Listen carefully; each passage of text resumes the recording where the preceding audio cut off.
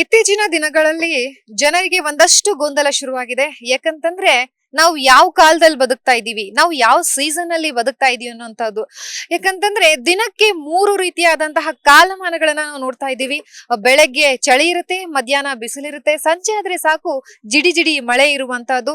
ಈ ನಿಟ್ಟಿನಲ್ಲಿ ರಾಜ್ಯದ ಬೆಂಗಳೂರು ಸೇರಿದಂತೆ ಒಂದಷ್ಟು ಭಾಗಗಳಲ್ಲಿ ಮಕ್ಕಳ ಹವಾಮಾನ ಬದಲಾವಣೆ ಆಗ್ತಾ ಇರೋದ್ರಿಂದಾಗಿ ಮಕ್ಕಳ ಆರೋಗ್ಯದ ಮೇಲೆ ಪರಿಣಾಮ ಬೀರ್ತಾ ಇದೆ.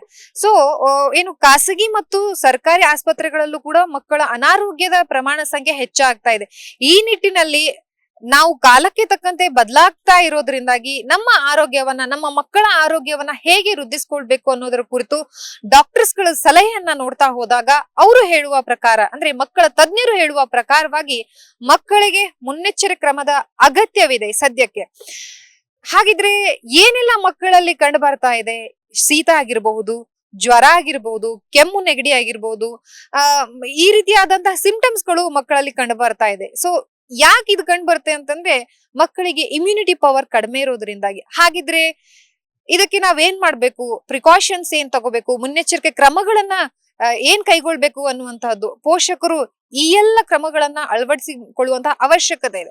ಹಾಗಿದ್ರೆ ಮಕ್ಕಳಿಗೆ ಬೆಚ್ಚಗಿಡುವುದು ಅವಶ್ಯಕವಿದೆ. ಅದರ ಜೊತೆಗೆ ಮಕ್ಕಳಿಗೆ ಈ ಜಂಕ್ ಫುಡ್ಸ್ ಗಳಾಗಿರ್ಬಹುದು, ಕೋಲ್ಡ್ ಐಟಮ್ಸ್ ಗಳಾಗಿರ್ಬಹುದು, ಮತ್ತು ಕರೆದ ಆಹಾರಗಳಾಗಿರ್ಬಹುದು, ಹೊರಗಡೆ ಸಿಗುವಂತಹ ಆಹಾರಗಳನ್ನ ನೀಡುವುದು ಕಡಿಮೆ ಮಾಡ್ಬೇಕು.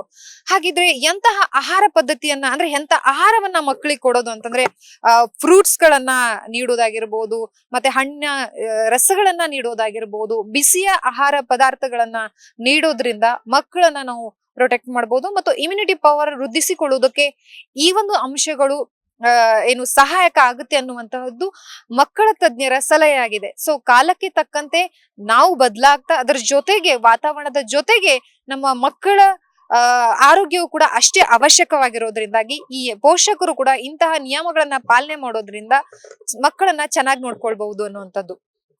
ಸೊ ಕ್ಯಾಮರಾ ಪರ್ಸನ್ ಹೇಮಂತ್ ಜೊತೆ ಲಕ್ಷ್ಮೀ ಬಾಗಲಕೋಟಿ, ಅಶ್ವವೇಗ ನ್ಯೂಸ್, ಬೆಂಗಳೂರು.